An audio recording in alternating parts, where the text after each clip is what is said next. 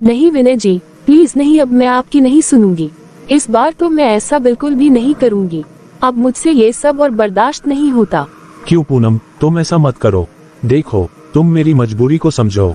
मैंने किसी से वादा किया है। अरे भाड़ में गया जी आपका वादा। पूनम, तुम तो ऐसा मत करो ना। अरे तुम तो मेरी पत्नी हो।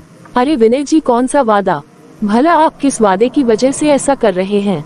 और वैसे भी वादा कोई सा भी हो, क्या आपने मुझसे पूछ कर के वादा किया था? अरे आप तो इस दुनिया के पहले ऐसे इंसान हो जिसे अपने ही बच्चे से तकलीफ है, और आप उसे दुनिया में आने से ही पहले मार रहे हैं। अरे एक बार हो गया तो चलो, मैंने आपकी बात मान ली, लेकिन अब दोबारा से फिर वही बात।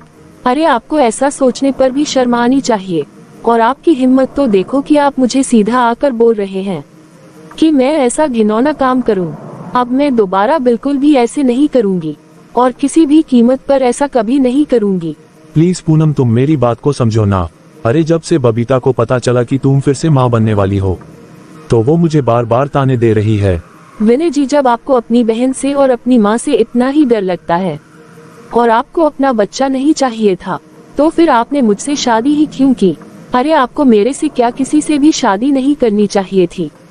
और अब अगर शादी कर ही ली है तो फिर अब बच्चा होना तो आम बात ही है ना। अरे जब आपको खुद ही बच्चा नहीं चाहिए था, तो फिर आपने मुझसे शादी ही क्यों की थी? क्यों आपने मेरी जिंदगी बर्बाद कर दी? अब क्या मैं आपके साथ हमेशा ऐसे ही रहूं, और मैं आपकी माँ और बहन के चक्कर में अपनी पूरी जिंदगी ऐसे ही घुट घुट कर मैं मरती रहूं? अब क्या मैं इसी तरह से बार बार दवाइयाँ ही खाते रहूंगी? नहीं विनय जी, नहीं, बस अब बहुत हो गया। अब मैं ये सब और बर्दाश्त नहीं कर सकती। अब मैं किसी कीमत पर दवाइयाँ नहीं खाने वाली हूँ। इस बार मैं अपना एबॉर्शन बिल्कुल भी नहीं करवाऊंगी, फिर चाहे इसके लिए मुझे आपका घर परिवार और आपको भी क्यों ना छोड़ना पड़े। अरे तुम पूनम, पागल मत बनो। भला तुम ये क्या बोल रही हो? तुम्हें पता है ना कि मैं तुमसे बहुत प्यार करता हूँ, और मैं तुम्हारे बिना बिल्कुल भी नहीं रह सकता। अगर तुम ही मुझे छोड़कर चली जाओगी तो मैं तो बिल्कुल ही अकेला हो जाऊंगा ना। अरे भला आप अकेले कहाँ हैं विनय जी? आपके साथ आपकी माँ है, आपकी बहन है, और सबसे बड़ी बात, आपके पास उनकी सारी जिम्मेदारियाँ हैं। ये सभी आपके पास है तो सही, आप उन सब के साथ ही रहिए ना। नहीं पूनम, तुम प्लीज मेरी बात को समझो ना। प्लीज पूनम, तुम मेरी बात को सोचो तो सही। मैं तुमसे कुछ ज्यादा थोड़ी ना मांग रहा हूँ। मैं तो तुम्हारा पति हूँ ना, तो फिर तुम मेरे हर फैसले में मेरा साथ क्यों नहीं देती हो? अरे तुम किसी और में ना सही, बस पूनम तुम इस फैसले में साथ तो दे दो ना। और तो मैं तुमसे कुछ ज्यादा नहीं मांग ही नहीं रहा हूँ। बस विनय जी, बस, अब बहुत हो गया। अब बहुत बोल लिया आपने, और बहुत सुन लिया मैंने। अब आप चुपचाप से यहाँ से चले जाए। अब तो मैं आपकी शक्ल तक नहीं देखना चाहती हूँ। प्लीज आप यहाँ से चले जाए और मुझे अकेला छोड़ दीजिए। अब मैं आपकी और कोई बात नहीं सुनना चाहती हूँ। फिर पूनम गुस्से में घर के सारे काम खत्म करती है, और सुबह से शाम हो जाती है, लेकिन उसका गुस्सा शांत ही नहीं हो पाता, इसलिए वो पार्क में जाकर बैठ जाती है। मुझे तो समझ में ही नहीं आ रहा है कि आखिर इन्हें हो क्या गया है। ये अपने ही बच्चे को मारना चाह रहे हैं। ये कैसे इंसान है और ये कैसे पति हैं, जो ऐसे ही कैसे किसी के भी कहने पर अपने ही बच्चों को कोख में ही खत्म करने के लिए बोल रहे हैं। और भला ये कैसी माँ है जो अपने ही कुल का नाश करने पर तुली हुई है। और एक वो इनकी बहन, अरे ना जाने कैसी बहन है जो अपना ही भाई का घर बसता हुआ नहीं देख सकती, अपने भाई के बच्चे को ही नहीं देख सकती। ये तो दुनिया की सबसे अजूबे वाली बात है जो यहाँ मेरे साथ हो रही है। आखिर ना जाने ऐसी कौन सी वजह है जिस वजह से यहाँ मेरे ससुराल में कोई भी नहीं चाहता कि मेरा बच्चा इस दुनिया में सांस ले। पता नहीं इन दोनों माँ बेटी को मेरे बच्चे से क्या परेशानी है। अरे विनय जी तो पूरे ही सीधे साधे से इंसान हैं, और पूरे के पूरे ही अपनी माँ के भक्त हैं। अरे जैसे इनकी माँ ने कह दिया, ये तो बस वैसा ही करते हैं। बल्कि ये तो अपनी माँ की कोई भी बात पर कभी भी कोई सवाल नहीं उठाते हैं। और ऊपर से मेरी नंद की तो अलग ही सोच है। अरे ये तो मेरी छोटी नंद है, बल्कि बड़ी नंद भी नहीं है, और ऊपर से वो तो इनसे लगभग 5 साल छोटी है, और उसके बाद भी वो अपने भाई पर हुक्म चलाती रहती है। अरे भाभियाँ तो होती ही पराए हैं, वो दूसरे घर की ही होती हैं। लेकिन भाई, अरे भाभी तो तुम्हारा अपना ही है। भाभी की ना सही, कम से कम अपने भाई की ही कद्र कर लो। इन दोनों माँ बेटी तो इनकी की भी कोई कद्र नहीं करती। मैंने तो कभी सोचा ही नहीं था कि ये लोग ऐसे निकलेंगे। जब से मैं इस घर में शादी करके आई हूँ, तब से ये लोग जैसे बोलते हैं वैसे ही मैं सब कुछ करते आई हूँ। मैंने कभी भी किसी की कोई बात नहीं काटी है और ना ही कभी अपनी मनमानी की है। और पता नहीं क्यों आज ये दोनों माँ बेटी मेरे बच्चे के पीछे पड़े हुए हैं।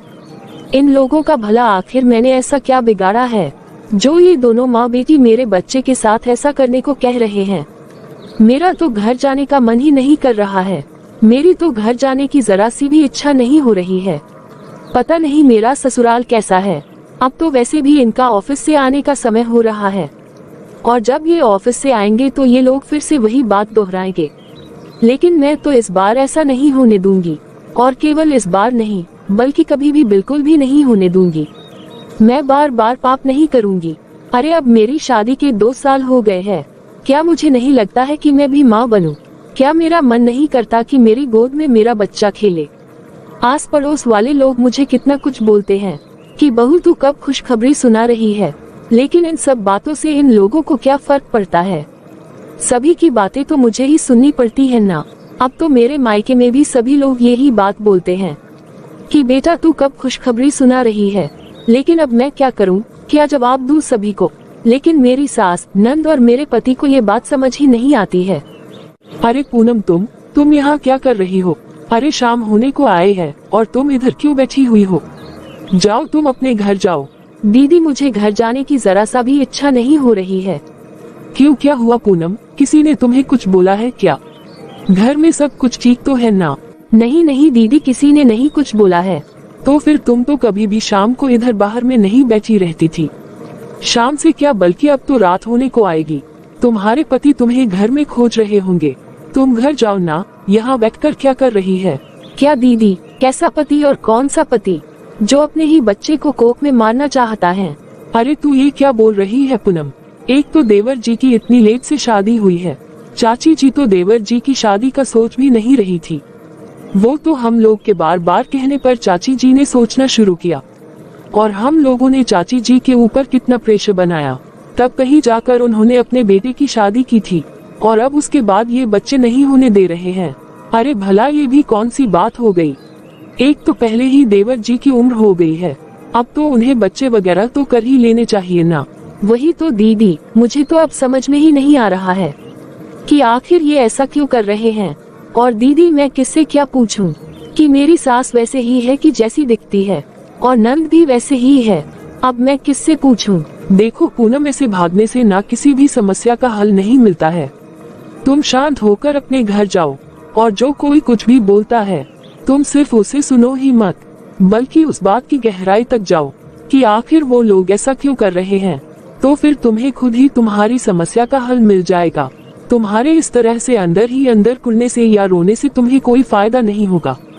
ये तो मैं भी नहीं जानती हूँ कि चाची जी ऐसा क्यों कर रहे हैं, बल्कि मैं तो बोलूँगी पूनम कि तुम इतनी देर तक इधर मत बैठी रहो।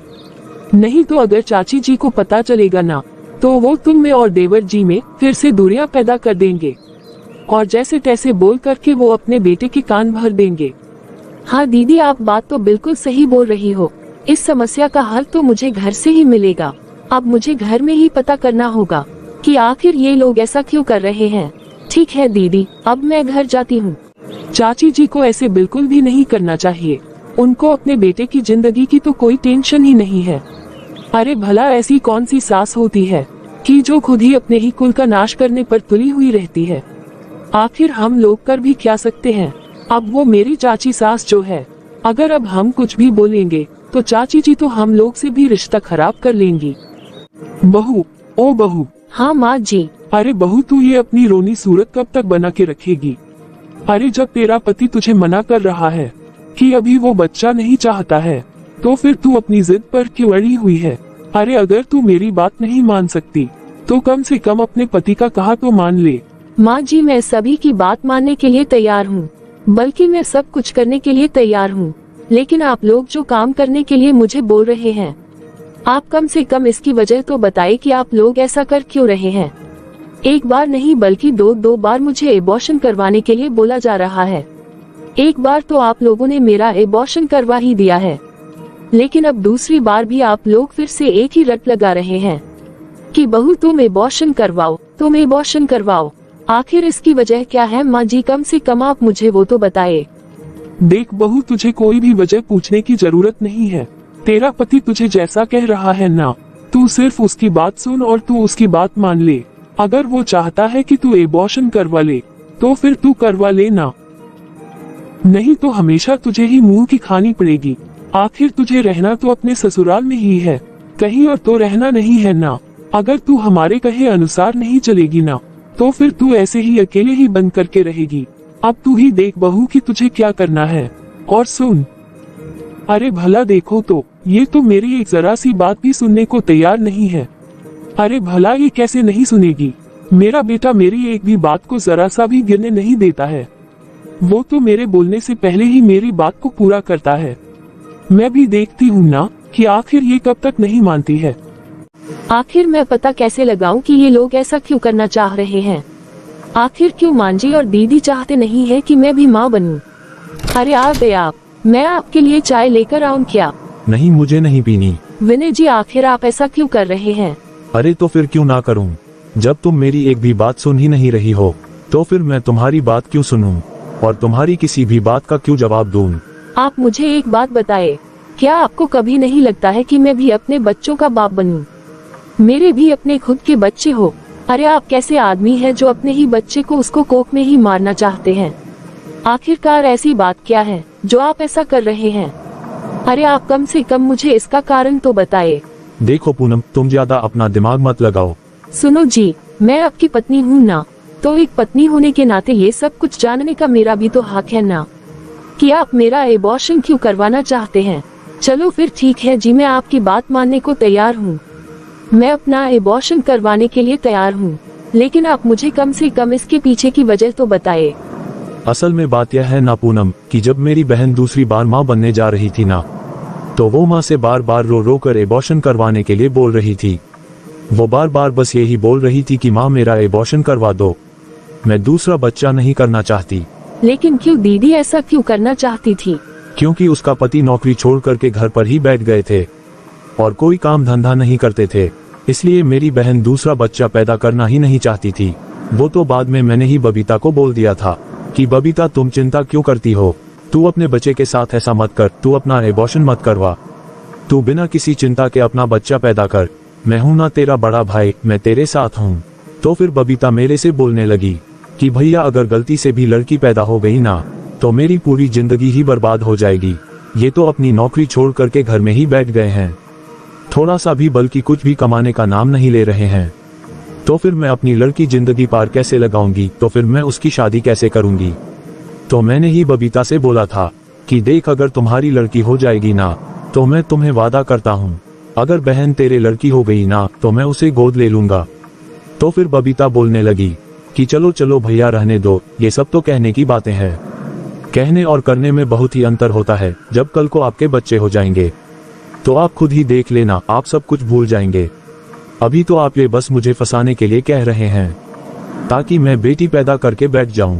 तो इसलिए मैंने उस समय अपनी बहन को कसम खा करके बोला कि मैं जिंदगी भर कभी भी अपने बच्चे पैदा ही नहीं करूंगा, और चाहे वो तुम्हारा बच्चा लड़का हो या लड़की, मैं आज ही तुम्हारा बच्चा गोद ले रहा हूँ।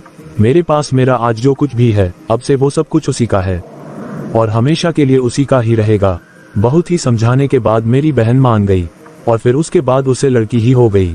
जब मेरी बहन को लड़की हुई ना, तो उसने तुरंत ही फोन करके मुझे बोल दिया कि भैया मैंने आपको मना किया था ना, लेकिन आपकी ही जबरदस्ती के कारण आज ये लड़की पैदा हो गई है।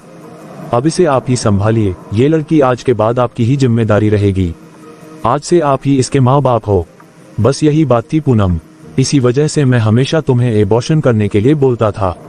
जब तक मेरी शादी नहीं हुई थी तब तक तो सब ठीक था, लेकिन शादी के बाद से ही बबीता के मन में डर बैठ गया है और बस इसी बात को लेकर के बबीता मुझे बार बार यही ताने देती रहती है कि गलती से भी मैं अपनी भांजी को भूल ना जाऊं, और इसलिए ही मैं बच्चा पैदा नहीं करना चाहता हूं। सच में पूनम, अगर मेरा बच्चा हो गया ना, तो मैं उसके आगे अपनी बहन के बच्चे को नहीं देख पाऊंगा। बस इतनी सी ही बात है, अगर ये बात तुम समझ लो और तुम मेरा साथ दे दो। नहीं विनय जी नहीं, मुझे किसी भी कीमत पर कुछ भी नहीं समझना है। भला ये कौन सी बड़ी बात है? ठीक है, आपको उनके बच्चों को पालना है तो आप पालिए ना, आपको इसके लिए कौन रोक रहा है? अरे क्या, बल्कि आप उनके दूसरे बच्चे को भी पाल लीजिए। लेकिन इसका मतलब ये नहीं ना कि आप अपने बच्चे ही नहीं पैदा करेंगे, आपको उनके बच्चे का खर्चा ही देना है ना। तो फिर आप एक बच्चे का क्यों, आप उन्हें उनके दोनों बच्चों का खर्चा दीजिए ना। लेकिन भला ये कौन सी बेवकूफी है कि आप अपने बच्चे ही नहीं पैदा करेंगे। बस पूनम बस, तुम्हें सब कुछ सच सच बताने के बाद भी तुम पर कोई असर नहीं हो रहा है।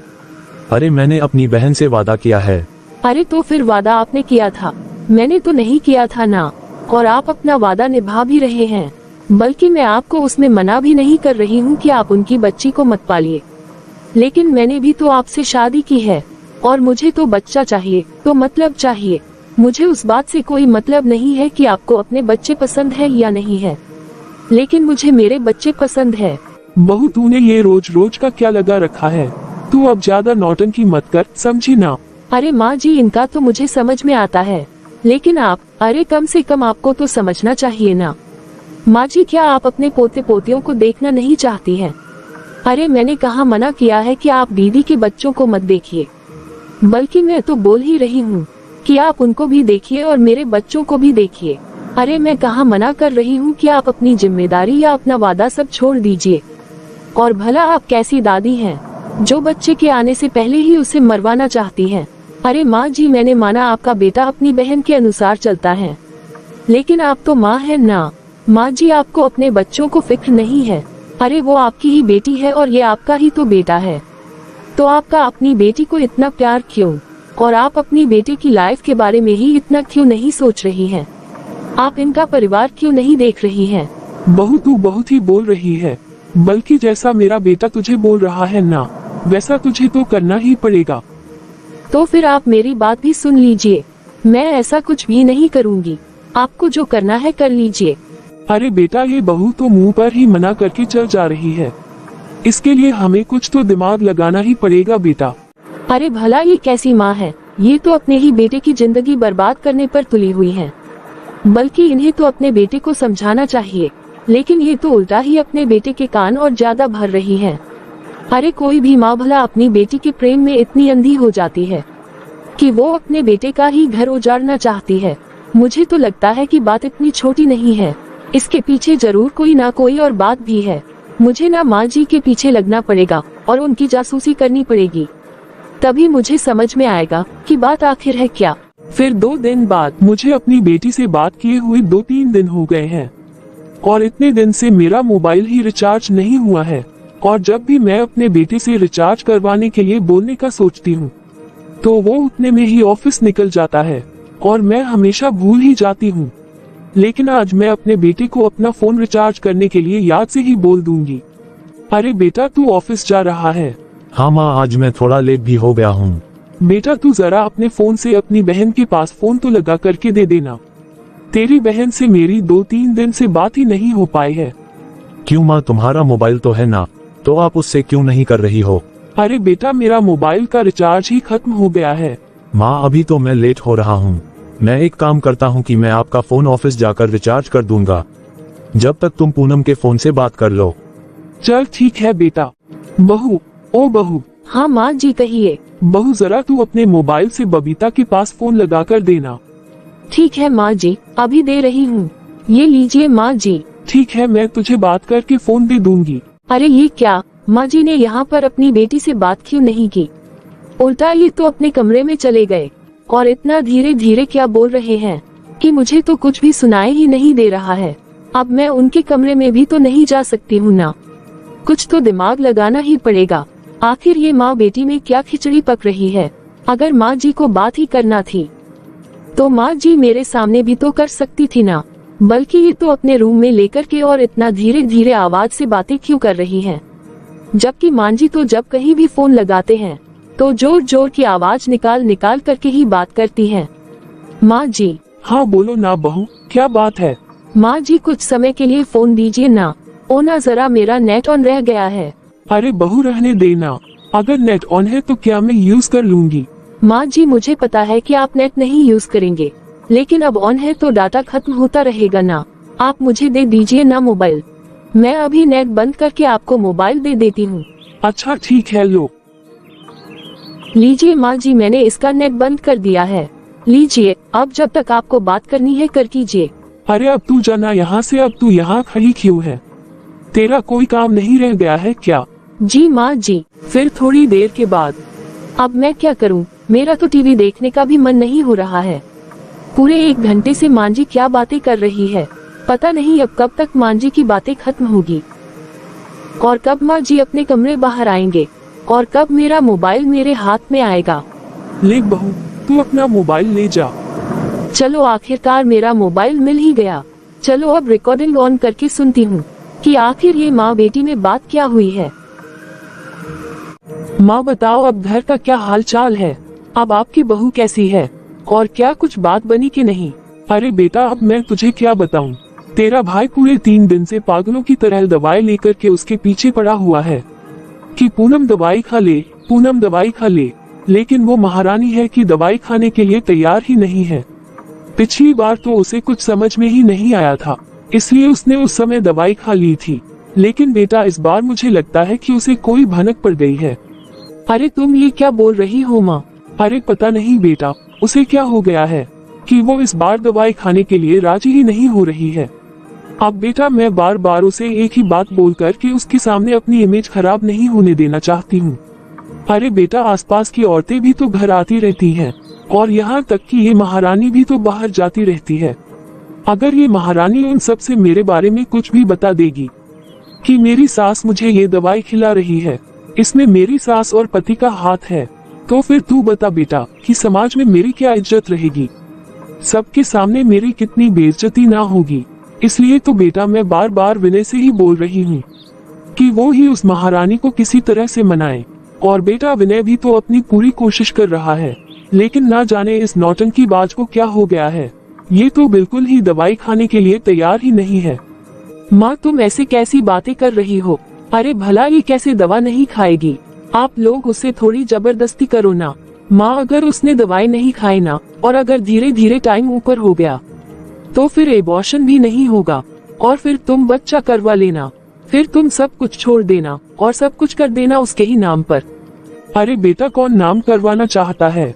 अगर मुझे सब कुछ उसके नाम ही करवाना होता तो क्या मैं इतने पापड़ बेलती? क्या इसी दिन के लिए इतने सालों से मैं उसे पाल पास करके बड़ा की हूँ? क्या ऐसे ही सब कुछ उसके नाम कर दूं? तू चिंता मत कर बेटा, फिलहाल मैं कुछ करती हूँ। माँ आपसे तो कुछ भी नहीं होगा। आप ऐसा कीजिए, भैया को ही बोलिए कि अगर भाभी दवाई नहीं खा रही है ना, तो आप भाभी को किसी चीज में मिलाकर दवाई खिला दीजिए। ऐसे उन्हें पता भी नहीं चलेगा और हमारा काम भी हो जाएगा। हाँ बेटा, सही कहा तूने। तू रुक, मैं तेरे भाई को ऐसा ही करने के लिए बोलती हूँ। चल चल बेटा, अब मैं बाद में बात करती हूँ। आज तेरा भाई मेरा फोन में रिचार्ज करवा देगा, फिर मैं तेरे से आराम से जी भर के बात करूँगी। अरे ये पहेली तो समझने की जगह पर ये तो और ही उलझते जा रही है, बल्कि यहाँ तो एक से बढ़कर एक सवाल पैदा हो रहे हैं, और जवाब किसी का भी नहीं मिल रहा है। लेकिन इतना तो तय हो गया है कि अब मैं किसी के हाथ से एक गिलास पानी तक भी नहीं पीऊंगी, क्योंकि मुझे अब किसी के ऊपर भी भरोसा नहीं है। अब मुझे ना ये मांझी की ना और भी अच्छे से निगरानी करनी पड़ेगी। फिर शाम के समय, देख विनय बेटा, पूनम ऐसे ही सीधी तरह से हमारी बात तो मानेगी नहीं, तो बेटा हमें किसी और ही तरह से अपना काम करना होगा। पूनम को किसी ना किसी तरह से एबॉर्शन करवाने की दवाई तो खिलानी ही होगी, क्योंकि ये बातों से तो बिल्कुल भी नहीं मानेगी। तो फिर माँ आप ही बता दो कि हमें क्या करना चाहिए। तू एक काम कर बेटा, तू इस चाय में ना दवाई मिलाकर के बहू को पिला दे, जिससे उसे कुछ पता भी नहीं चलेगा और हमारा काम भी हो जाएगा। लेकिन माँ दवाई की कड़वाहट तो चाय में पता चलेगी, इससे तो उसे पता चल जाएगा कि हमने जरूर चाय में कुछ डाला हुआ है। अरे बेटा, जब कड़वाहट के बारे में पूछेगी ना, तो तू उसे बता देना कि चाय की पत्ती इस बार बदलकर दूसरी नई चाय की पत्ती आई है और इसका स्वाद ऐसा ही है। ठीक है माँ, मैं ऐसा ही करता हूँ। पूनम, तुम अभी भी मेरे से ऐसे ही नाराज रहोगी क्या? बल्कि लो पूनम, मैं तुम्हारे लिए गर्मागर्म चाय बनाकर लाया हूँ, तुम जरा इसे पीकर देखो और बताओ कि कैसी बनी है। विनय जी, अब आपकी कोई भी चाल ना मेरे आगे नहीं चलेगी। मुझे सब कुछ अच्छे से पता है कि इस चाय में आपने दवाई डाली है ना। अरे तुम ये क्या बोल रही हो पूनम? आप बाहर निकल जाए मेरे कमरे से। अरे पूनम, तुम मेरी बात तो सुनो। मुझे कुछ नहीं सुनना है। आप अभी के अभी कमरे से बाहर निकल जाए और मेरी आंखों के सामने कभी मत आइएगा। अरे जब भी आप मेरे सामने आते हैं तो आप सिर्फ मेरे बच्चे को मारने का प्लान ही करके आते हैं। अगर मुझे ये सब पहले से नहीं पता होता तो आज तो इन लोगों के मन की बात पूरी हो ही जाती। और हाँ, आप मेरी एक बात कान खोल कर सुन लीजिए कि जब तक मैं नहीं चाहूंगी तब तक आप इस कमरे में दोबारा कभी नहीं आएंगे। मुझे इस घर के लोगों पर रत्ती भर भी भरोसा नहीं है। फिर दूसरे दिन चलो अब ये तो ऑफिस चले गए हैं, अब मुझे अपना दूसरा काम करना है। मैं माँ जी का मोबाइल साइलेंट पर करके रख देती हूँ, क्योंकि जब फोन की रिंगटोन ही बंद रहेगी तो फिर माँ जी को रिंगटोन का पता ही नहीं चलेगा। मुझे सब पता है कि इनके जाने के बाद माँ जी अपनी बेटी को फोन तो करेंगे नहीं। तो इनकी बेटी का फोन आ ही गया। ये जरूर उस नागरानी का ही फोन होगा। लगता है ये उसी नागरानी का ही फोन है। मैंने जैसा सोचा था वैसा हुआ। हाँ, ये नंद रानी का ही फोन है। माँ जी। हाँ, क्या हुआ? लीजिए माँ जी, दीदी का फोन आ रहा है। क्या मेरी बेटी का फोन तेरे फोन पर आ रहा है? बहू, मैं अपना फोन कब से ढूंढ रही हूँ, मुझे मेरा फोन मिल ही नहीं रहा है। ठीक है माँ जी, कोई बात नहीं। जब तक फोन नहीं मिलता है तो तब तक आप मेरे फोन से आप बात कीजिए ना, और जब तक मैं आपका फोन ढूंढ करके दे देती हूँ। अच्छा ठीक है। अरे ये क्या, आज फिर माँ जी अपने कमरे में जाकर बात कर रही है। अच्छा हुआ कि मैंने पहले से ही अपने फोन की कॉल रिकॉर्डिंग ऑन कर दी थी। आज देखती हूँ मैं कि इन माँ बेटी में क्या क्या बातें होती हैं। फिर बहुत देर के बाद आज तो माँ जी को अपनी बेटी से बात करते हुए कुछ ज्यादा ही देर हो गई है। माँ जी अभी तक अपने कमरे से बाहर नहीं आई हैं। आखिर इन माँ बेटी के ऐसी क्या बातें हो रही हैं जो अभी तक खत्म होने का नाम ही नहीं ले रही हैं। बहू, ओ बहू, ले तू अपना फोन ले जा। ये लीजिए माँ जी आपका फोन। लेकिन बहू, ये तुझे मेरा फोन कहाँ से मिला? अरे माँ जी, वो सोफे के नीचे गिरा हुआ था और गिरने की वजह से इसका एक बटन दबा हुआ था, जिस कारण आपका मोबाइल साइलेंट पर हो गया था। इसलिए जब किसी का भी फोन आ रहा था, जा रहा था, तो पता ही नहीं चल रहा था। अब मैंने इसे सही कर दिया है माँ जी। अच्छा ठीक है, चल अब जाके अपना काम कर। जी ठीक है माँ जी। चलो अब मैं जल्दी जल्दी से रिकॉर्डिंग ऑन करके सुनती हूँ कि आखिर इन दोनों माँ बेटी ने आज क्या क्या बातें की हैं। अरे माँ, आखिर तुम ये क्या कर रही हो? तुम्हें तो बिल्कुल भी अकल नहीं है। अरे तुम ऐसे कैसे बेचारी बनी पड़ी हो? वो 4 दिन की आई हुई लड़की अब आप दोनों पर भारी पड़ रही है। अरे आप दोनों से तो एक लड़की भी नहीं संभाली जा रही है। आप लोग उसे एक दवाई भी नहीं पिला पा रहे हो। अरे माँ, अगर ऐसा ही रहेगा ना तो इस बार भैया के घर बच्चा पैदा हो जाएगा ना, तो भैया की ये सारी प्रॉपर्टी मेरे हाथ से निकल जाएगी। फिर तो मुझे कुछ भी नहीं मिलेगा। अरे बेटा, तू इतनी चिंता क्यों करती है? बहू को अभी कुछ ही महीने तो हुए हैं, अभी हमारे पास टाइम है। अभी बहू का 3रा महीना भी पूरा नहीं हुआ है। बेटा तू ऐसे ही चिंता मत कर, मैं करती हूँ ना कुछ। और भला मैं ऐसे कैसे सब कुछ उसके बच्चे के नाम कर दूंगी? बेटा तूने ये सोच भी कैसे लिया? अरे बेटा, मैं ऐसे कैसे सब कुछ बर्बाद कर दूंगी? अरे बेटा, तू मेरी बात को थोड़ा सा समझने की कोशिश कर। मैं ऐसे ही डायरेक्ट तो सब कुछ तेरे नाम नहीं ना कर सकती, इसलिए मुझे दुनिया को दिखाने के चक्कर में विनय को उस समय अपना बेटा मानना पड़ा। नहीं तो कौन ऐसे सौतन के बच्चे को अपना बच्चा समझ करके पालेगी?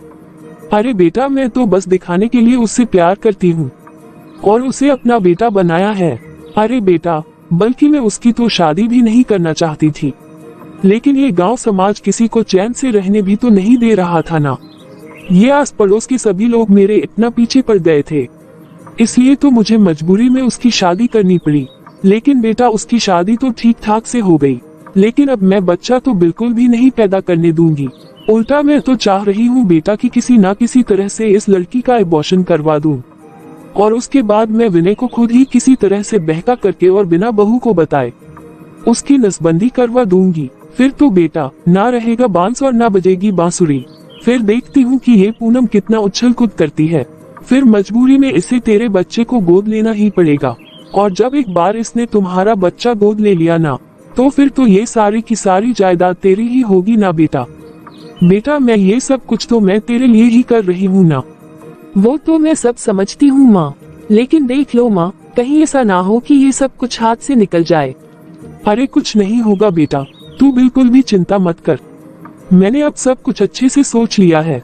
फिलहाल बेटा अभी तू फोन रख, फिर बाद में मैं अपने फोन से तुझे फोन करती हूँ। हाँ ठीक है माँ। अरे ये दोनों माँ बेटी ये क्या बोल रहे थे? विनय जी इनके अपने खुद के बेटे नहीं हैं, बल्कि ये इनकी सौतन के बेटे हैं। अब ये ऑफिस से कब तक आएंगे? फिर शाम के समय।